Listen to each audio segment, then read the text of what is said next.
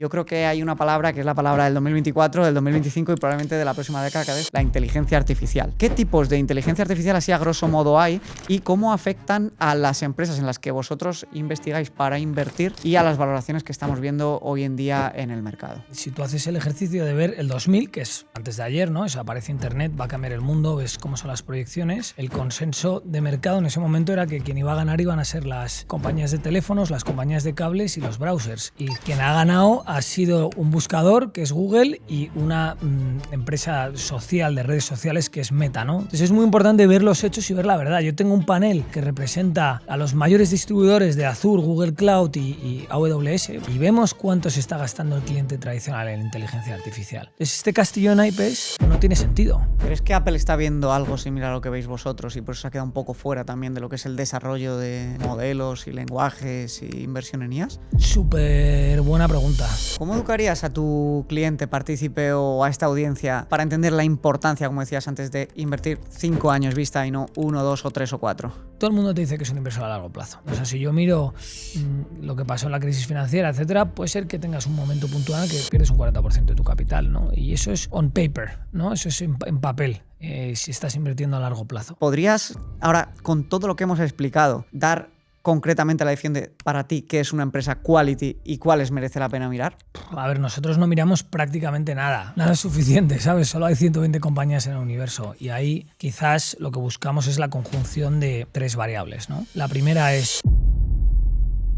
Hey, estoy seguro que vas a aprender y disfrutar muchísimo con este episodio. Tomás nos desgrana la filosofía de inversión quality y nos da ejemplos reales de cómo analizar empresas y elegir cuánto dinero invertir en ellas. Toma nota, pero antes de seguir, quiero presentarte a nuestro sponsor Trade Republic. Trade Republic nos permite invertir en miles de ETFs, fondos indexados, fondos de inversión, acciones y además tiene una cuenta donde remunera el efectivo ilimitadamente al 2% con IBAN español. Además tienen su tarjeta de débito donde te van a devolver el 1% de las compras que hagas en forma de SafeBack en acciones o ETFs. Te dejo abajo el link para que puedas consultar las bases de la promoción y te registres si te interesa. Seguimos. Bienvenidos de nuevo a Invest Talks. Hoy tenemos el placer de contar por segunda vez con Tomás Maraver. Tomás es fundador y gestor de Nartes Capital. Es un caso de éxito en la industria. En apenas 2 años gestionan más de 400 millones de euros con unos resultados muy buenos para todos sus partícipes. Tomás, oye, un placer tenerte aquí otra vez. El placer es mío. Siempre es un gusto hablar contigo, Javi.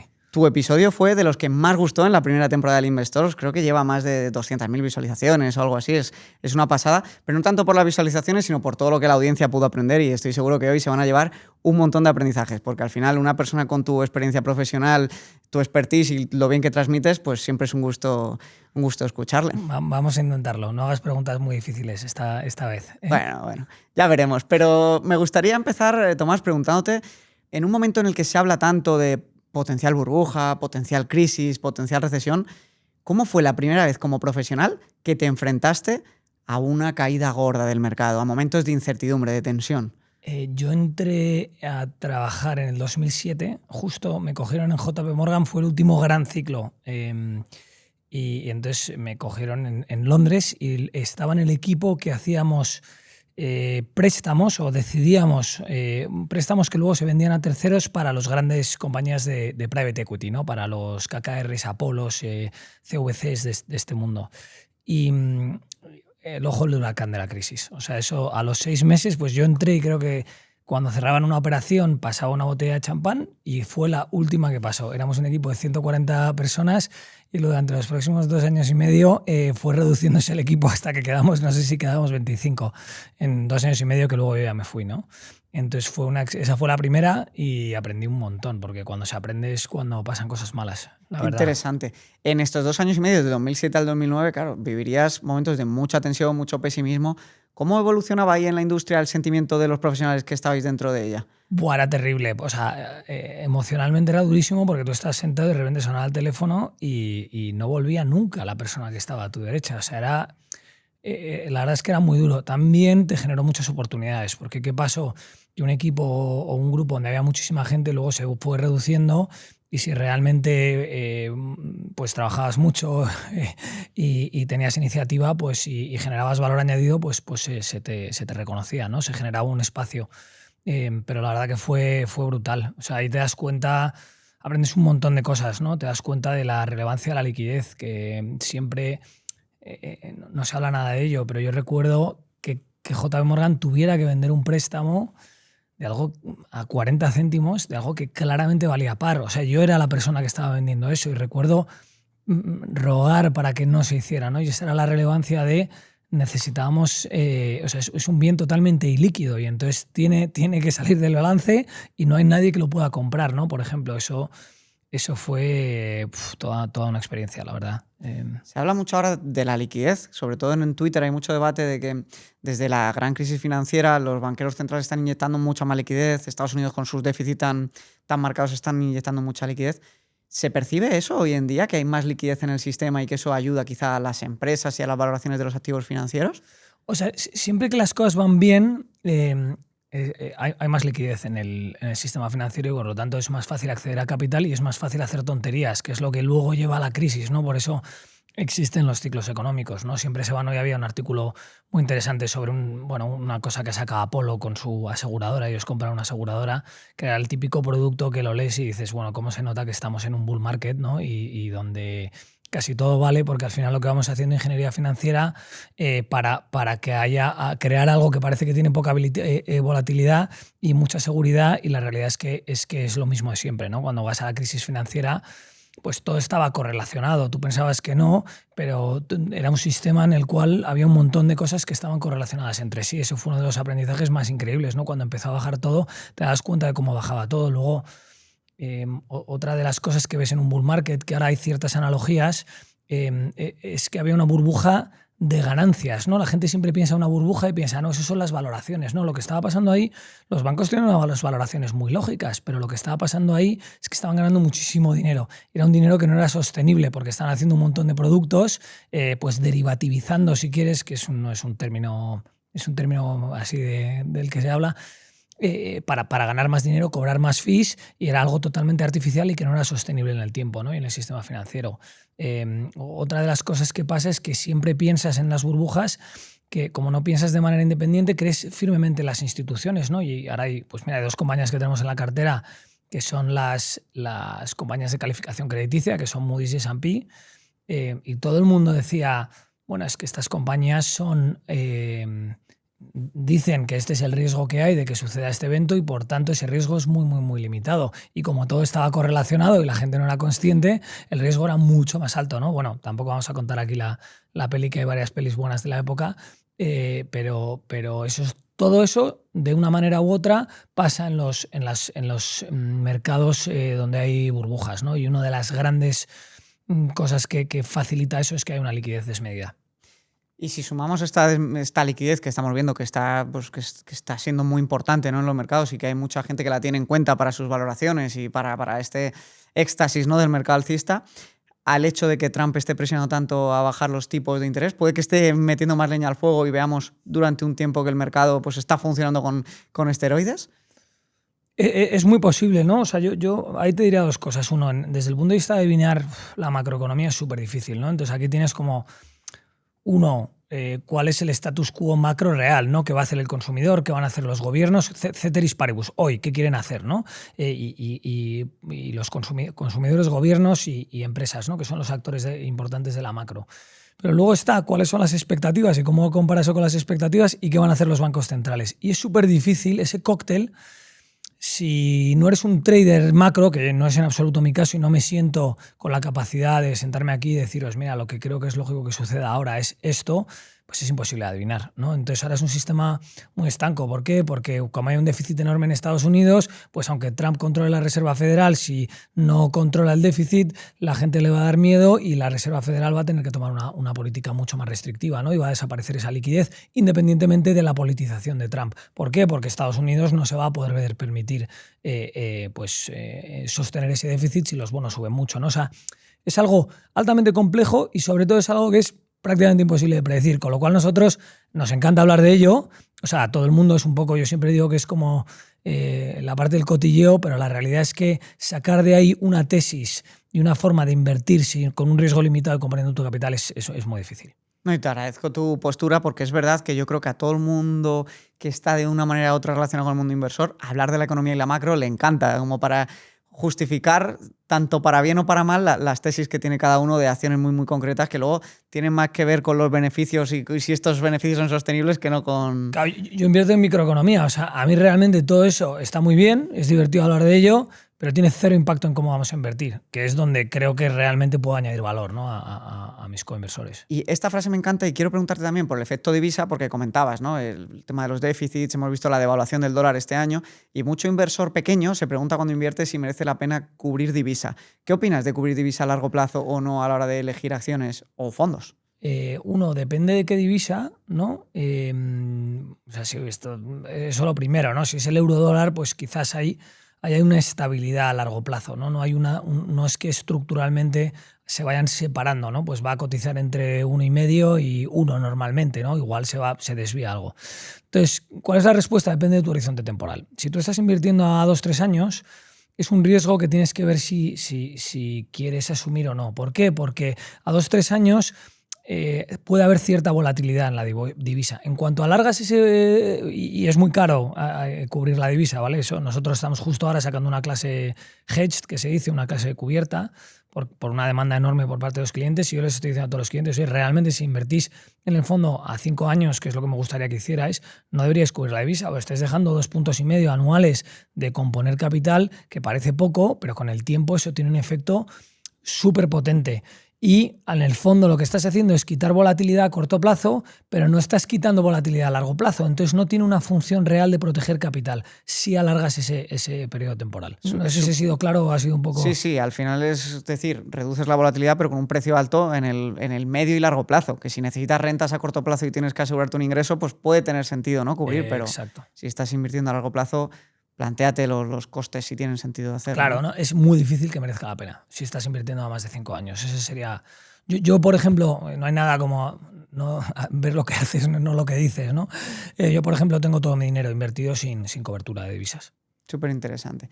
Tomás, habéis hecho un nombre en la industria gracias al Quality Investing, ¿no? Vuestro fondo sigue la filosofía Quality y luego vamos a hablar mucho de tesis concretas, más en profundidad qué quiere decir el Quality, ventajas, riesgos y vamos a desgranar cómo trabajáis y por qué da tan buenos resultados como os ha estado dando, ¿no? Y sobre todo si lo comparamos con fondos que siguen filosofías similares a la vuestra.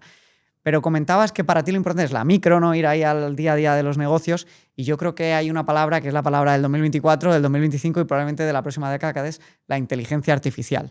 Y quería preguntarte, en primer lugar, ¿qué tipos de inteligencia artificial así a grosso modo hay y cómo afectan a las empresas en las que vosotros investigáis para invertir y a las valoraciones que estamos viendo hoy en día en el mercado? Yo creo que la gran revolución que ha habido son los grandes modelos de lenguaje, ¿no? Que lo que hacen es han traído varias innovaciones y la pregunta es cuáles generan valor de forma sostenida, ¿no? Yo creo que eso es como inversor.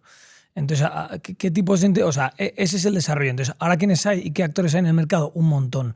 Es muy interesante ver que es una tecnología que se comoditiza muy rápido, ¿no? Cuando tú ves lo que hace Google con Gemini y ves que ChatGPT hace lo mismo con OpenAI y Grok también, cada 3 meses hay un nuevo líder, ¿no? Es impresionante, pero DeepSeek, que ahora ha caído en el olvido, pero hace 2 innovaciones tecnológicas porque no tiene acceso a tantos chips, donde da otro salto intelectual, o sea, no intelectual, otro salto muy significativo para la tecnología porque permite copiar un modelo de un tercero, ¿no? Entonces yo creo que hay muchas marcas, pero lo que es una tecnología que se comoditiza o que es capaz, donde las barreras de entrada de momento son muy limitadas, ¿no? Cuando vemos, por ejemplo, en programación, que es o sea, ¿dónde ha cambiado el mundo? ¿No? Ha cambiado el mundo clarísimamente en los ChatGPTs de turno, ¿no? El Meta AI de turno, el Grok, el Gemini, etcétera.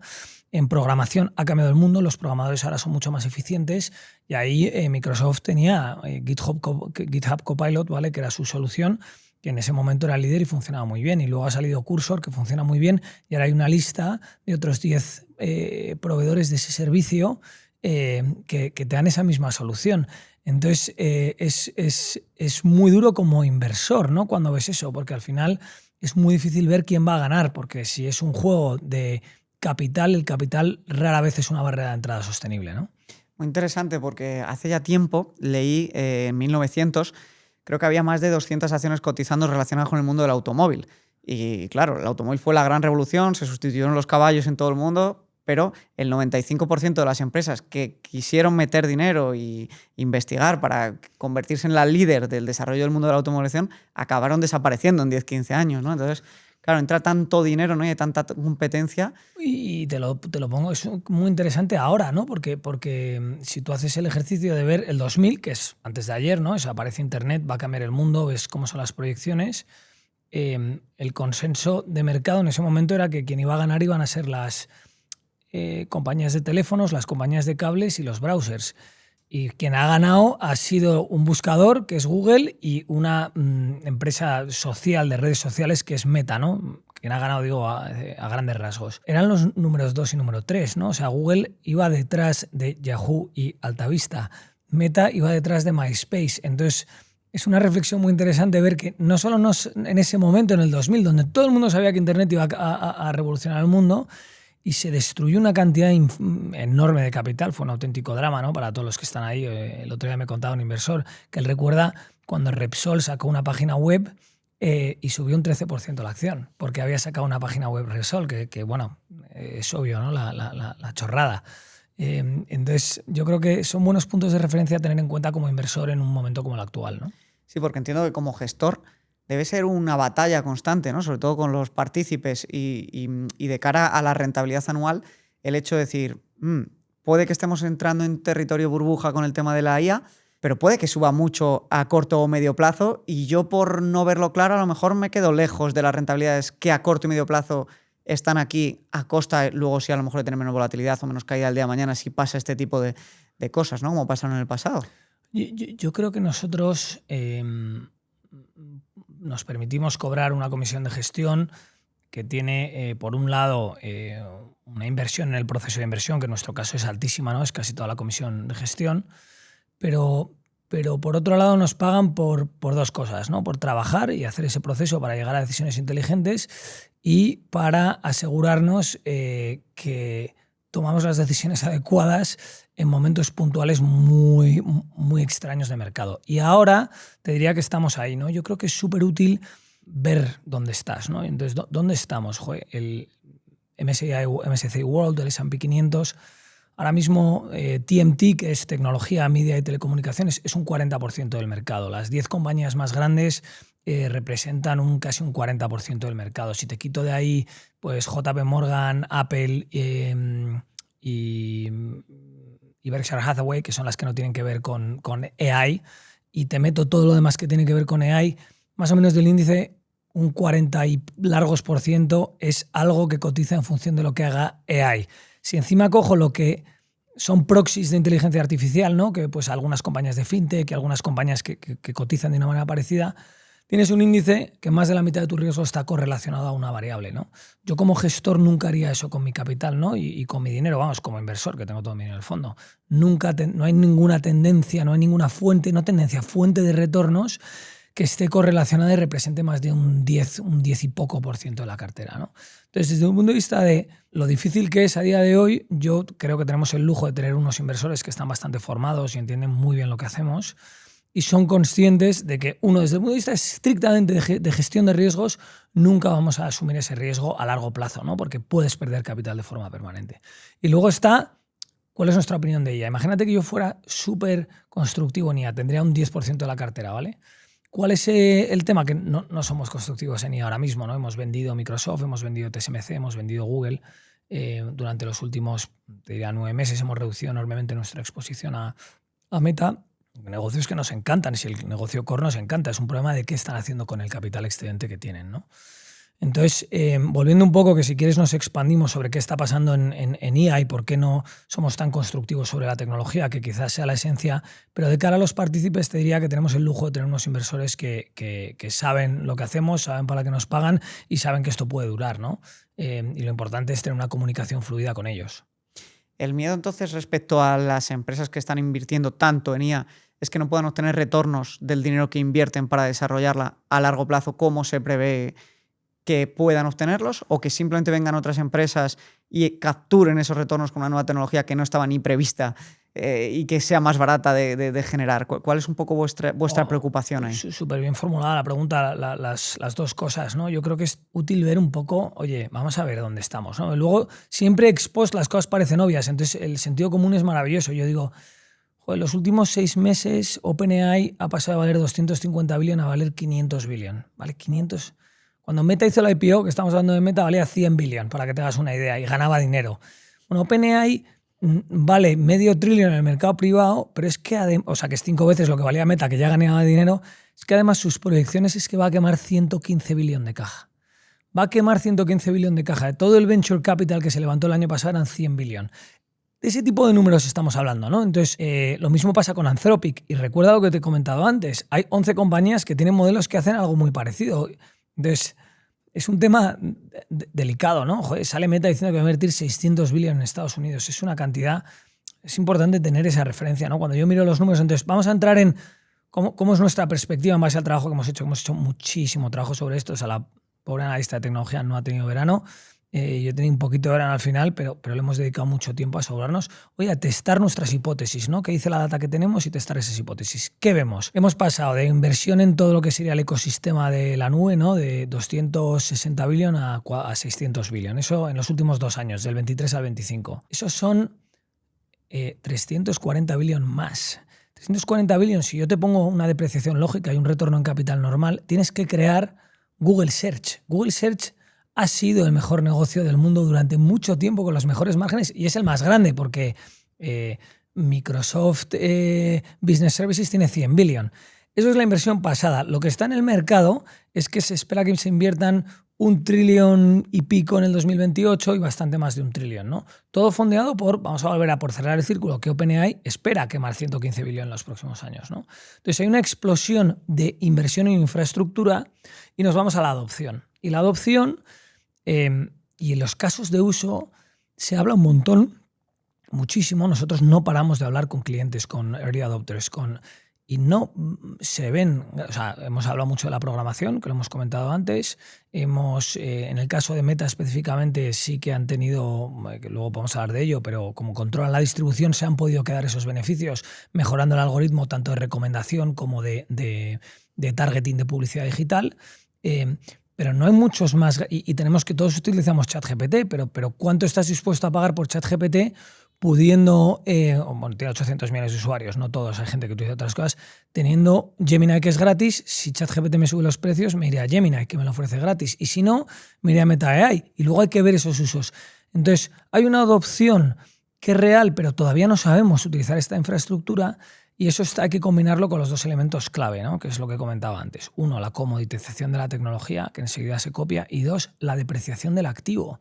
A diferencia del .com, donde yo tenía 20 años para depreciar la tubería donde metía mi cable de fibra, yo dentro de 4 o 5 años mi chip vale 0 porque consume demasiada energía. Entonces tienes una necesidad de ver una adopción masiva y el tamaño de la inversión requiere una creación de negocios donde prácticamente no vemos nada. O sea, si cojo ServiceNow, por ejemplo, que es un líder en el sector si quieres, en toda la parte de IT, que es alguien con la que hablamos nosotros, pues lo que hace es como un outsourcing inteligente de IT, ¿no? Sería una simplificación del modelo de negocio y parece que tienen revenue de inteligencia artificial. Bueno, pues hablamos con ellos, hablamos con sus clientes y la realidad es que han recaracterizado algo que no es inteligencia artificial, o sea, hacen cosas de inteligencia artificial, pero no es todo el revenue que reportan, ¿no? Entonces es muy importante ver los hechos y ver la verdad. Yo tengo un panel de 300, que representa a los mayores distribuidores de Azure, Google Cloud y AWS, ¿vale? Y nos cuesta una pasta esta data y vemos cuánto se está gastando el cliente tradicional en inteligencia artificial. Y el líder ahí es Azure con un 4% de todo el gasto, si quieres, de lo que se llaman los workloads que hay en Azure, ¿no? Entonces, ¿de dónde viene este crecimiento? De OpenAI y Anthropic. ¿Cuál es el problema? Que no generan valor económico real y no lo pueden monetizar. ¿Cuál es la sostenibilidad de esto? No lo sé, puede durar 1 o 2 años.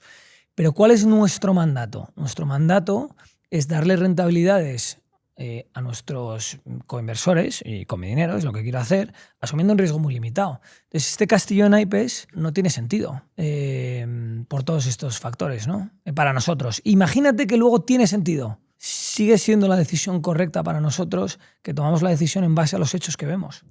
Entonces, si conseguimos crear 5 Googles en los próximos 4 años y resulta que no destruyen ese capital y que además lo lideran los Mac 7 de hoy, dos asunciones que nunca jamás han pasado, pero imagínate qué pasa, la decisión correcta ha seguido siendo no invertir ahí, ¿no? ¿Crees que Apple está viendo algo similar a lo que veis vosotros y por eso se ha quedado un poco fuera también de lo que es el desarrollo de modelos y lenguajes y inversión en IAs? Súper buena pregunta. No lo sé porque no sé qué piensa Tim Cook. No estamos invertidos porque la valoración es demasiado alta para cómo crece, pero obviamente pienso que están siendo muy inteligentes con su estrategia porque al final no hay ninguna... No parece obvio que, bueno, si el propio Microsoft está utilizando Anthropic para una cosa y OpenAI para la otra, ¿para qué crear tú tu propio modelo? Es que no, a día de hoy, teniendo en cuenta que luego probablemente lo puedas hacer, ¿no? En un momento además que es carísimo. Si es que tienes a Meta pagando 100 millones de euros a ingenieros al año por trabajar. O sea, es una auténtica... Es la típica cosa que dentro de 3 años me dirás, claro, si es que me decías que se estaba gastando Meta... Le ha ofrecido a un tío 250 millones de euros por 4 años, ¿no? Uh-huh. Entonces yo creo que Apple pues tiene ese sentido común. Por otro lado, Apple lleva ya muchos años desde que entró Tim Cook haciendo mucha ingeniería financiera y siendo muy disciplinado desde el mundo de vista financiero, ¿no? A diferencia de los otros. Y es el que menos... Amazon tampoco, pero el modelo core del negocio de Apple probablemente no está en riesgo. Así como el de Microsoft y el de Google sí están en riesgo si esta tecnología resulta que la adoptamos de manera masiva, ¿no? Súper interesante porque con todo lo que has ido explicando uno ya puede entender un poco el cuál es tu filosofía y tus valores a la hora de elegir compañías y cuáles son las que buscas y por qué has elegido la inversión quality, ¿no? Pero podrías, ahora, con todo lo que hemos explicado, que creo que va a ser muy útil para la audiencia, dar concretamente la definición de para ti qué es una empresa quality y cuáles merece la pena mirar. A ver, nosotros no miramos prácticamente nada. O sea, es como que nada es suficiente, ¿sabes? Solo hay 120 compañías en el universo y ahí quizás lo que buscamos es la conjunción de 3 variables, ¿no? La primera es yo controlo el mercado en el que opero, soy un monopolio o un oligopolio. Eso te quita un montón de incertidumbre. Si yo controlo la oferta de un bien o servicio que el mundo necesita cada vez más, la gente cada vez necesita más de lo que vendo y yo controlo la oferta, joder, mi riesgo ha bajado un montón. Entonces necesito controlar el mercado, monopolio o oligopolio, con un crecimiento estructural superior al PIB. Esas 2 variables son súper importantes. Y luego está la tercera variable, que es cómo deficiente soy a la hora de hacer ese crecimiento, que es el retorno en capital, que ahí nosotros lo que buscamos es el retorno en capital incremental. Hay veces que hay compañías que se han gastado mucho dinero para crecer, pero ahora ya necesitan muy poco dinero para crecer. Y la conjunción de esos 3 factores es un poco la estrella polar de lo que nosotros creemos que es poco riesgo con una rentabilidad o prospectiva muy alta, ¿no? Y ahí, claro, yo creo que la duda del que nos escuche puede ser, ostras, Tomás, pero si una compañía opera en monopolio o en oligopolio y le va muy bien, ¿no tendría una valoración ya muy alta que descuente todo su crecimiento futuro? Súper buena pregunta. Depende de la compañía. Por eso tenemos 120 y solo invertimos entre 20 y 25 dentro del fondo, ¿no? Nosotros, o sea, yo creo fundamentalmente que cuando tú miras una compañía, el margen de seguridad tiene 3 componentes, ¿vale? El primero, que es el primero que hemos hablado, es la calidad del negocio. Yo puedo invertir en negocios muy malos, muy barato, y a veces puedo ganar dinero y a veces puedo perder hasta la camisa. Y lo digo porque lo he hecho, ¿no? O sea, me ha pasado porque todo el mundo que empieza a invertir, lo primero que te seduce es la valoración. Pero la calidad del negocio es un margen de seguridad fundamental. Entonces, ese es el primero. El segundo es la valoración. ¿Por qué rotamos la cartera? ¿Por qué antes decías, joder, lo habéis hecho mucho mejor que muchos fondos quality? ¿Por qué? Porque no sobrepagamos y, de hecho, estamos hablando de que en tecnología, que es el 40% del índice y un montón de compañías, ahora para nosotros se está sobrepagando, ¿no? Y se está destruyendo el retorno en capital incremental y en ese contexto se está sobrepagando. Entonces, la valoración no es suficientemente atractiva, ¿no? Y luego el tercero, que es la clave, es tener una visión diferente de lo que piensa el consenso de mercado, ¿no? Y ahí es donde tenemos un proceso de inversión, que es lo que comentaba antes, donde estamos invirtiendo esa comisión de gestión en, pues, os voy a dar un ejemplo concreto, pero podemos hablar de miles bueno, miles no, pero muchos ejemplos de qué tipo de información consumimos para poder llegar a la conclusión de que el mercado tiene unas expectativas y nuestras expectativas son mejores, ¿no? Y eso genera un margen de seguridad. Si yo miro el trimestre pasado, pues nuestras compañías han batido las expectativas de mercado por un 6%. Es decir, han ganado un 6% más de dinero de lo que esperaba el mercado y por eso deberían subir más, ¿no? Eso sería un poco la construcción intelectual. ¿Qué factores son los que se dan en estas grandes empresas, que no hay tantas en el mundo, para que su cotización pueda bajar lo suficiente, para que vosotros encontréis ese margen de seguridad y se den estas oportunidades de inversión? ¿Podrías poner algún ejemplo reciente? He visto, me parece, en la carta a los inversores que habéis tomado posiciones en United Health, que además en la comunidad inversora pues, está muy de moda porque también entró Warren Buffett. Entonces, ¿qué se ha dado en esa compañía para que caiga tanto de valor, para que vosotros encontréis margen de seguridad y también la expectativa de que eso se vaya a revertir o ya se haya revertido y que a largo plazo se ajuste la valoración a la nueva realidad económica de la empresa? Bueno, vamos a empezar por qué es United Health un negocio de calidad y luego vamos a transicionar a cuál es la visión diferente con respecto a ese consenso de mercado, ¿no? Lo primero es ¿por qué creemos que United Health es un negocio de calidad? United Health es la aseguradora más grande de Estados Unidos con 50 millones de miembros y eso lo que le permite a ellos es, al ir a negociar con los proveedores de servicios sanitarios, decir, oye, cóbrame menos que al resto. Como proveer servicios sanitarios es un negocio de utilización, nadie se puede permitir no tener a United Health. Entonces, ellos le ofrecen un producto, ellos capturan un precio más bajo que todos sus competidores por esa escala y le ofrecen un producto mejor a sus clientes. No se quedan todo eso. Y eso genera un ecosistema donde se va retroalimentando esa ventaja competitiva. Y eso es la mitad del negocio, que es la aseguradora. Ahí quiero hacer un matiz, ¿vale? Nosotros normalmente no invertimos en aseguradoras porque las aseguradoras lo que cogen es un riesgo que si no estás dentro es muy difícil de medir. ¿Qué es lo que pasa en seguros sanitarios? Que pasa un año y yo te pongo el precio otra vez. Entonces me puedo equivocar un año, que ahora hablaremos es exactamente lo que ha pasado, porque la gente utiliza mucho más los hospitales y al utilizar mucho más los hospitales, pues no gano dinero porque me estáis pagando 1.200 euros de seguro anual de salud, pero resulta que me está costando en el hospital $1.400, ¿no? Pues pasa un año y te voy a pagar 1.600. Entonces, ese es el negocio de salud, ¿no? Y el ecosistema. Tú lo reseteas anualmente y tienes una ventaja competitiva estructural.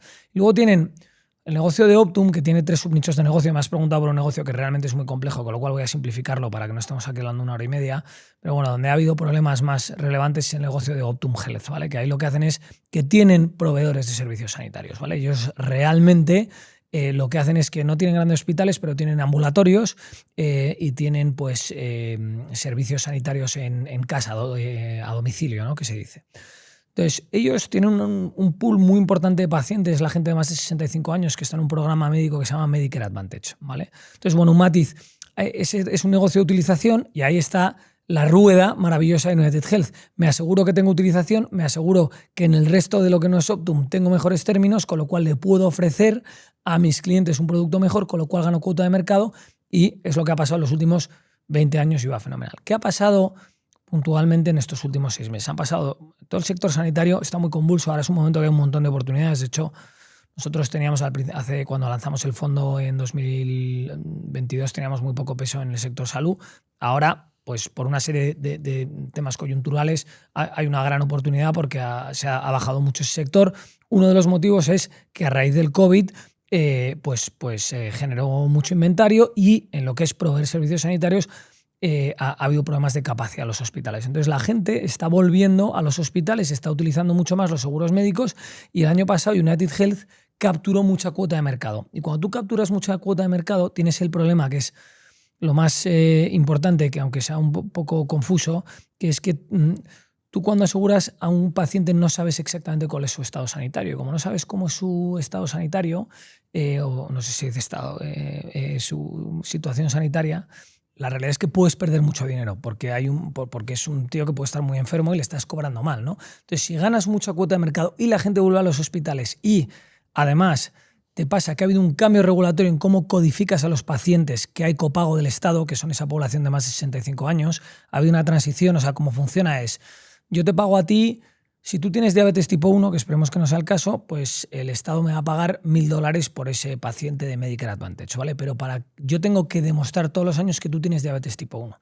Eso tiene un sistema de codificación que se llama la V24 y hay una transición al V28. Ese proceso de codificación ha sido mucho más complejo de lo que esperaba la compañía y el sector, con lo cual, aunque tú tengas diabetes tipo 1, no estoy consiguiendo codificar a todos mis pacientes, con lo cual el Estado no me está pagando los $1.000, con lo cual están subiendo mis costes sin que suban mis ingresos. Entonces has tenido ese cóctel de esos 3 factores, que es lo que ha hecho que las expectativas de cuánto va a ganar United Health hayan bajado mucho. Además, hay muchos rumores de una investigación por parte del Departamento de Justicia del DOJ en Estados Unidos. ¿Qué hemos hecho nosotros? Para que te hagas una idea del tipo de trabajo que hacemos. Probablemente hemos hablado con 80 personas del ecosistema. Esto es gente que codifica, gente que trabaja en los hospitales, ex empleados de la aseguradora. Bueno, todo el ecosistema para entender qué está pasando realmente en la economía real, no intentar adivinarlo desde fuera. Además, le hemos dado un mandato a una compañía de headhunting, se dice headhunting, ¿no? Para que encuentre a 7 C-level executives, ejecutivos que han trabajado con el nuevo CEO, que ha entrado un nuevo CEO, que es el antiguo CEO que montó United Healthcare, para que nos den, oye, este tío está capacitado para hacer lo que tiene que hacer ahora para que el negocio vuelva a donde tiene que estar. Y además, como había unos rumores de que la compañía sistemáticamente el motivo por el que tenía mucho margen era porque tenía mucha escala, pero hay un rumor de no tiene mucho margen porque rechaza demasiadas reclamaciones sanitarias, ¿no? Que es un poco el bear case. Bueno, pues hemos comprado la data de las plataformas de intercambio de estas reclamaciones para ver los números reales y asegurarnos de que en efecto lo hacen igual que sus competidores y no tienen un problema de rechazar claims de manera más sistemática. Entonces, ¿cuál es la oportunidad en United Health? Que, como siempre pasa cuando viene un nuevo CEO y más en Estados Unidos, ha limpiado y se ha asegurado de que no va a haber un profit warning.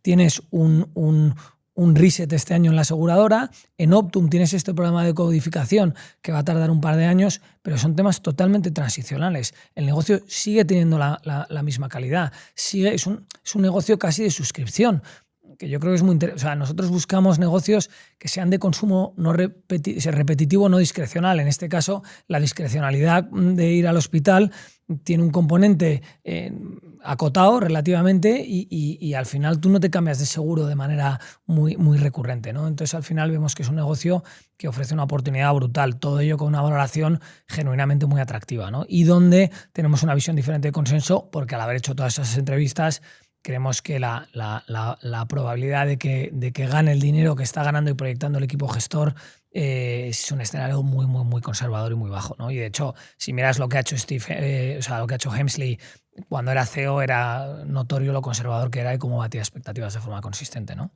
Me parece espectacular la explicación y a mí que la inversión, desde el punto de vista que más me gusta, desde el punto de vista del empresario, de analizar el negocio, el equipo directivo, los vientos de cola, los potenciales problemas, me disfruto un montón escuchando las tesis porque te das cuenta, ¿no?, de por qué puede haber esas oportunidades y la teoría que uno tiene, pues de por qué, oye, los números van a volver a ser los que eran o superiores y entonces ya puedes empezar a medir todo, pero sin duda te das cuenta que para ser buen inversor hay que tener un buen ojo empresarial, ¿no?, aparte de financiero y contable. Todo, porque esa es la micro, o sea, eso es la más importante. ¿Qué están haciendo los clientes? ¿Qué te dicen los clientes? Nosotros hablamos, por ejemplo, con los brokers de seguros, de seguros de salud, para ver cuánto están subiendo los precios. O sea, no, esto no es, yo creo que van a subir los precios. No es, ¿cuánto están subiendo los precios? ¿Esto es confirmatorio de nuestra tesis o no? Y hay que estar monitorizando eso para asegurarte, para bajar la probabilidad de que te equivoques, ¿no?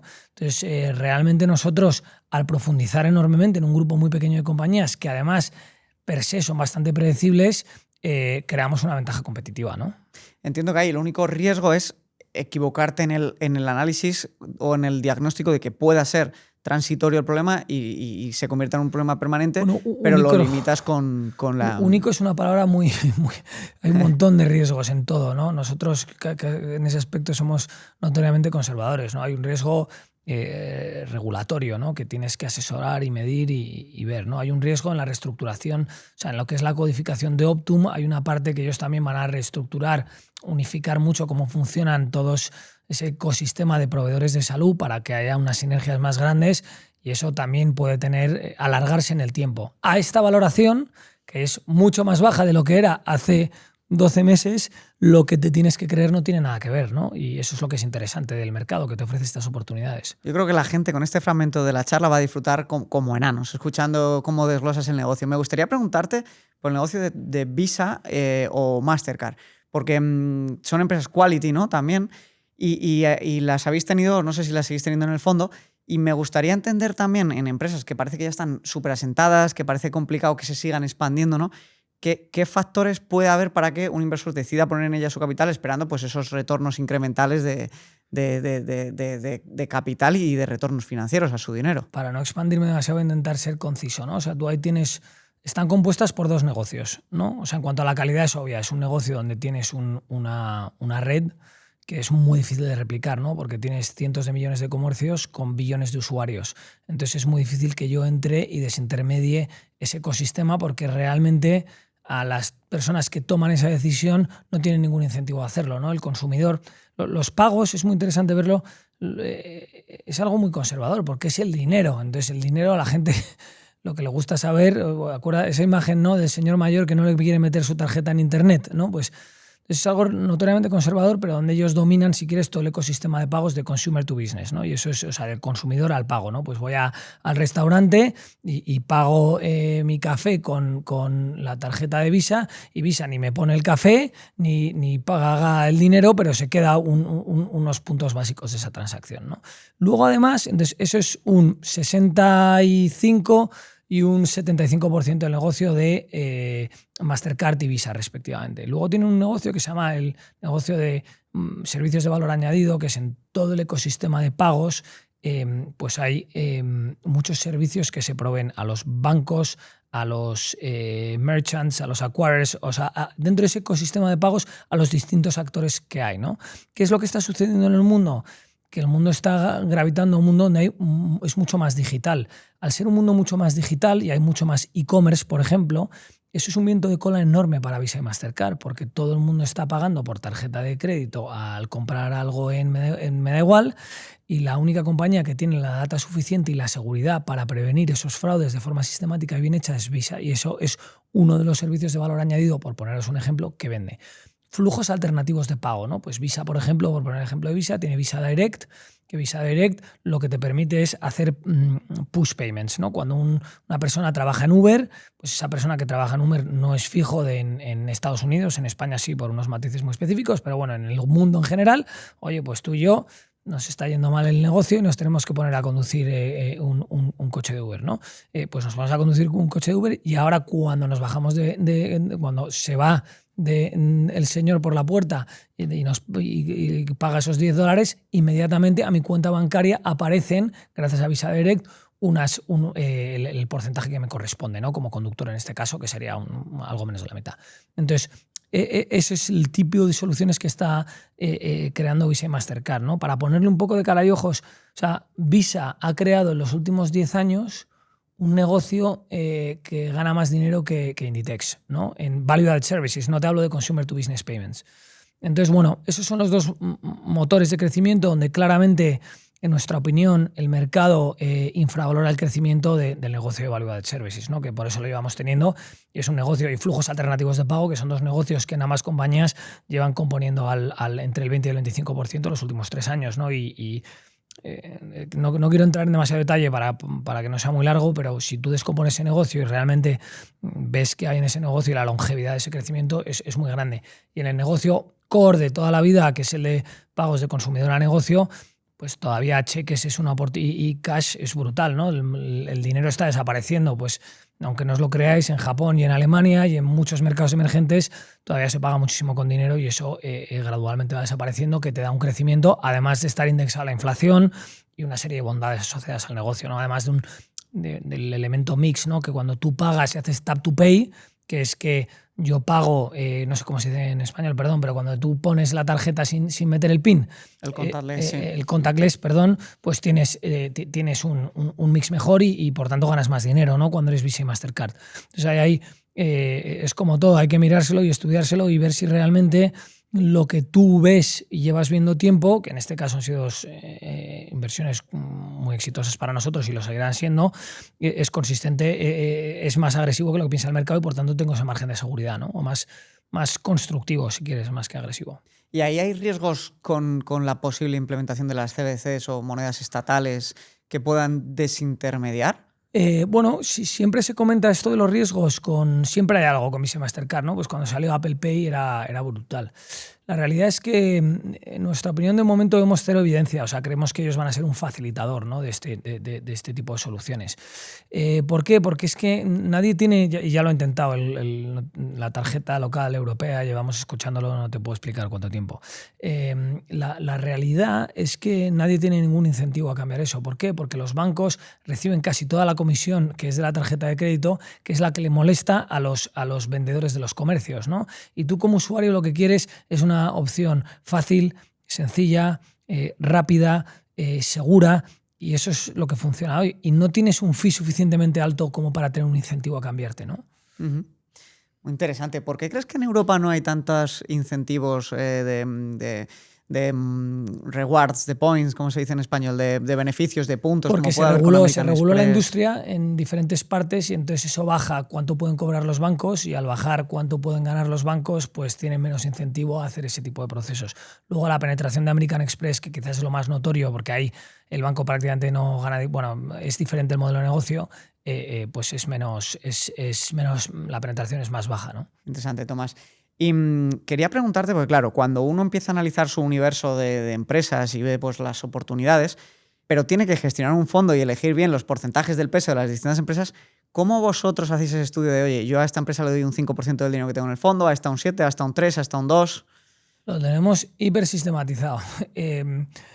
O sea, tú cuando construyes una cartera, o sea, primero estamos hablando de, oye, cómo hago el análisis de una compañía, ¿no? Pero luego está cómo construir una cartera. Entonces, lo primero es, yo podría optimizar para tener la máxima rentabilidad, ¿vale? Y eso es lo que llamamos el IRR, ¿no? Y nosotros tenemos un modelo, pues en el caso de United Health, cada una de las divisiones está modelada en sus 4 divisiones, con sus subsegmentos, con qué va a hacer el precio, el volumen, el mix. En Visa y Mastercard pasa exactamente lo mismo, y eso nos da una evolución esperada del negocio, ¿no? Y nosotros lo que hacemos es decimos, bueno, pues en el caso de Visa, ¿no? Oye, pues estoy comprándola a 27 veces ganancias del año que viene, crece al 15% las ganancias, quitando las recompras de acciones, hace unas recompras de acciones, yo voy a asumir que la voy a vender más barata, porque si no, no tengo protección del riesgo múltiplo. Eso es el gran problema que tienen muchos fondos, en mi opinión, que dicen que hacen inversión de calidad, que al final lo que hacen es que sobrepagan, no tienen esa disciplina de valoración y dicen, bueno, la compro 27 veces, pero la venderé a 27 veces, no pasa nada, entonces esta es mi rentabilidad, ¿no?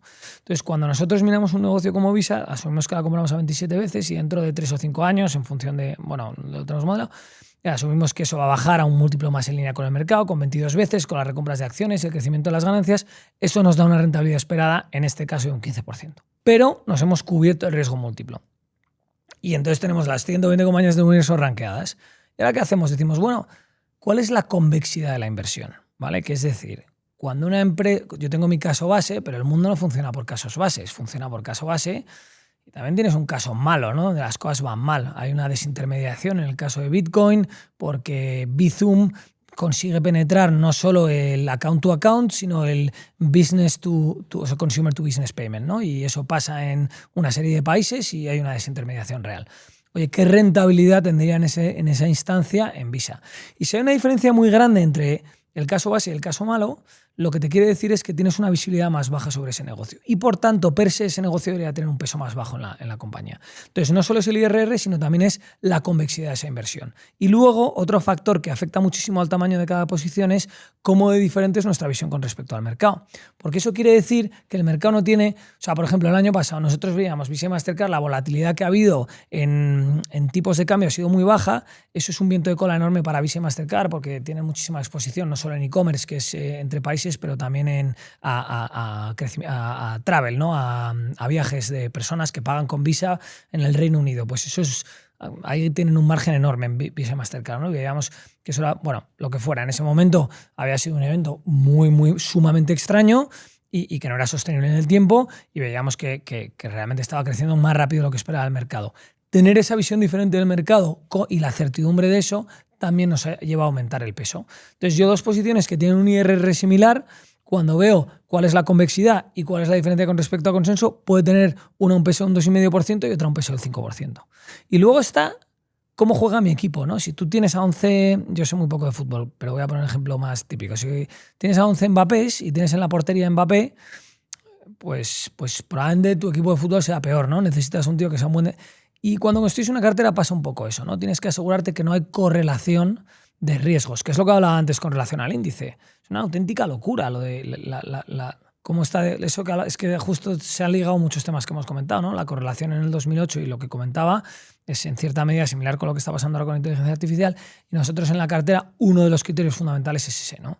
Otro criterio, y luego tenemos hay un análisis que es algo más técnico, pero es qué exposición factorial tenemos, ¿no? Que no de repente no nos enamoremos de quality y resulta que estemos súper cortos value. ¿Eso qué me estaría diciendo? Que estoy sobrepagando por mi cartera. Y eso es algo que yo miro para ser consciente de qué exposición factorial, ¿no? Y luego tenemos, nosotros específicamente para lo que hacemos es que luego metemos la cartera en el software de Two Sigma, que es el segundo hedge fund cuantitativo más grande del mundo, que le compramos su software de gestión de riesgos para ver cómo reaccionaría la cartera en distintos entornos de mercado, ¿no? Y así asegurarnos que en distintos entornos de mercado deberíamos funcionar. Me encanta cómo estás desgranando la operativa, porque de verdad que hay gente que pues pagaría mucha información por saber cómo trabaja un fondo como el vuestro, de mucho éxito, con muchos millones bajo gestión y con tanta experiencia detrás, así que mil gracias por ser tan transparente. ¿Quién hay detrás de ti más en el fondo, Tomás? ¿Cómo es tu equipo? ¿Cómo se compone?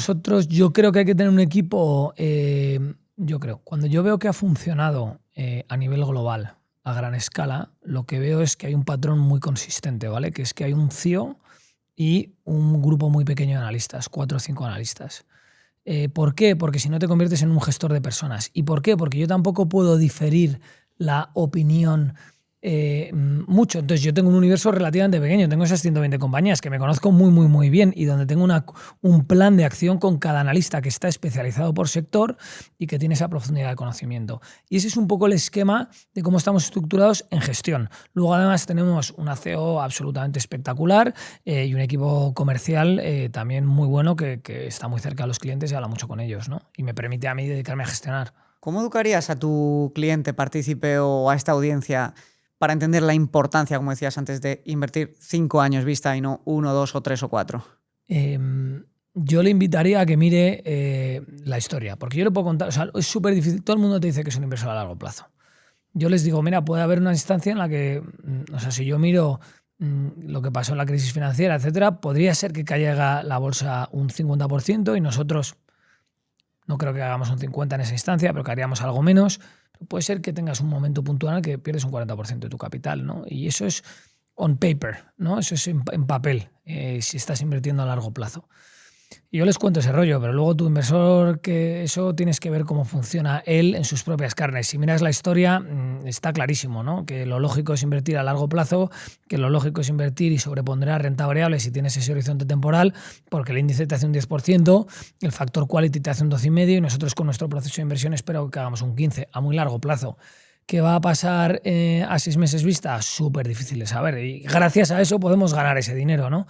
Entonces, bueno, le contamos este rollo con mucha frecuencia. Yo creo que lo han hecho muy bien los value españoles contando esto a muchos partícipes y creo que eso ha ayudado un montón, la verdad. Tomás, si en el futuro pudieses sacar un hedge fund adicionalmente al fondo de inversión donde no hubiese límites de concentración, ¿te sentirías cómodo? ¿Lo harías? ¿O crees que no es interesante el hecho de concentrar más en las mejores ideas en otro tipo de inversión, sabiendo que vas a perfiles distintos? O sea, nosotros solo hacemos esto, ¿vale? Porque al final, y solo vamos a hacer esto, que quiero decir, seleccionar compañías de calidad a nivel global. Eso es básicamente donde somos expertos y además mi convicción absoluta de que es la forma, es el sitio donde tienes la mejor rentabilidad con el menor riesgo. Entonces, eso es donde estamos especializados. No vamos a hacer un fondo growth, ni un fondo value, ni no vamos a hacer eso, ¿no? Entonces, ¿qué haríamos en el hedge fund? Lo mismo, pero donde las top 10, en vez de ser un 30% de la cartera o lo que sea, sean un 75% de la cartera. Yo creo que eso tiene sentido para una tipología de cliente que quiere tener más volatilidad y más retorno prospectivo. Igual en algún momento tiene sentido. Te confieso que a día de hoy es lo mismo, ¿no? Entonces a día de hoy simplemente poder hacerle a un cliente algo que, oye, dice, yo realmente sí que soy un inversor a largo plazo y quiero invertir a muy largo plazo con esa concentración.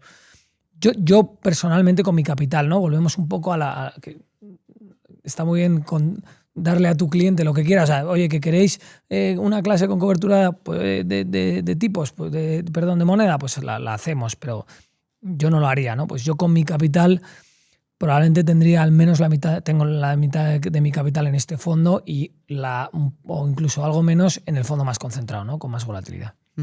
Súper interesante. ¿Cómo es la diferencia de captación de capital en España versus Reino Unido o Estados Unidos? Si este mismo fondo lo tuvieses y fueses nativo americano o nativo británico, ¿sería más fácil escalar en capital? Tendríamos un cero más seguro. En vez de 400 lo que sea, pues tendríamos 4 billones. O sea, es un poco como... en España todavía vamos muy por detrás, ¿no? Pero eventualmente eso llegará y es parte de la oportunidad y parte del reto a nivel de negocio que obviamente es muy interesante, ¿no? Sí, o sea, y de hecho hay una motivación intrínseca aquí que no es el dinero. O sea, digo, con el dinero que tengo en el fondo y la rentabilidad que voy a tener, no, el dinero no es una motivación necesariamente. Esto lo hacemos por aspiracionalmente ser el mejor fondo de calidad del mundo y luego además a largo plazo, por supuesto, y el mejor fondo del mundo, ¿no? Y por otro lado, darle una solución a un montón de gente que realmente, si tiene paciencia, le va a cambiar la vida, ¿no? Yo el otro día tenemos un distribuidor en Suiza y siempre lo dice, qué maravilla el sistema de pensiones suizo, donde la gente trabaja en Suiza y se hace millonaria, ¿no? Porque empieza con 22 años a contribuir, se retira con 60 y resulta que es millonaria, porque ese capital ha estado invertido. Me encantaría poder hacer eso a largo plazo en España. Yo creo que poco a poco vamos consiguiendo que cada vez la gente invierta más y sin duda hay una oportunidad grande porque cuando ves la lista de los 10 fondos que más dinero reciben en 2024 y analizas un poco la calidad, las comisiones, la banca aprovecha mucho de su canal de distribución y juega mucho con fondos que quizá no son los mejores para el partícipe, ¿no? Depende de la coyuntura puntual, ¿no? Yo creo que nosotros somos una muy buena opción para los potenciales partícipes.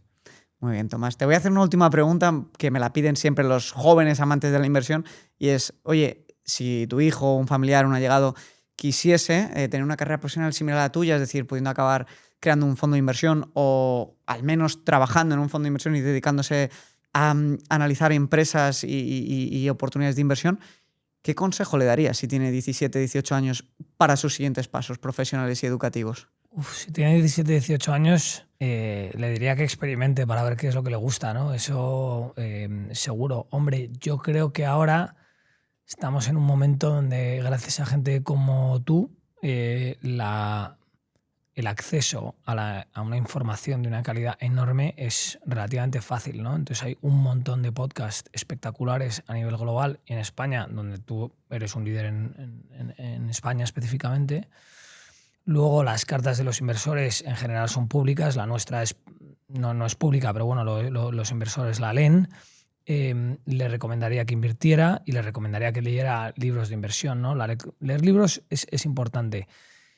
Y a mí me gustan mucho los casos prácticos. Creo que hablar de filosofía de inversión es súper interesante, pero al final no hay nada como los casos prácticos. Entonces, buscar los libros que hablan de casos prácticos de verdad, ¿no? Pues 100 to 1, por ejemplo, o sea, de 100 a 1. O hay un libro que se llama Inversión de calidad, ¿no? de Cunningham, que también son casos prácticos. O leerte las cartas de un Wedgwood, por ejemplo, que siempre pone algún ejemplo de una empresa. O yo no hablo de macroeconomía en mis cartas.